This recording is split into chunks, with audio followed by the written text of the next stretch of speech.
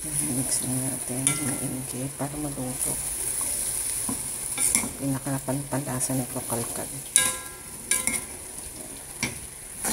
Takpan natin. Takpan natin yan.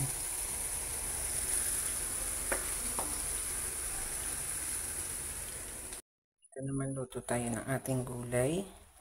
Ginisang repolyo at saka pechay bagyo lang. Yan, may bawang, sibuyas, kamatis at saka hipon na maliliit. Yan ang pinakasahog natin. Unahin na natin ang bawang. Maraming bawang ako. Patagal niya. Mas masarap kasi yan. Unahin natin yung bawang. Gisa-gisa lang. Tapos next na rin natin dyan yung sibuyas. Ay, sibuyas yung kamatis. Gusto ko kasi medyo durug-durug yung ating kamatis.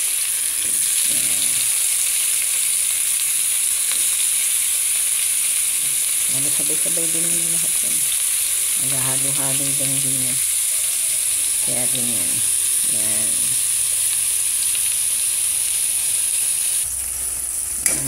Bigyan na natin ito. Nagyan tayo ng pink salt. Konti. Nagyan natin ng konting pink salt yan. Takpan lang natin. Konti lang. Para may lasa na rin yan.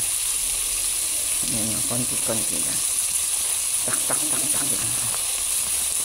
Kasi mamaya na natin timplahan. Baka maalat yung ating kalkal o yung maliliit na hipon. Masarap yan. Yan yung ating pinakasahog. Ayan. Then medyo ano na yung kamatis natin. Lagyan na natin ang ating repolyo at saka pechay bagyo. Konti lang yung pechay bagyo. Mas maraming repolyo yun.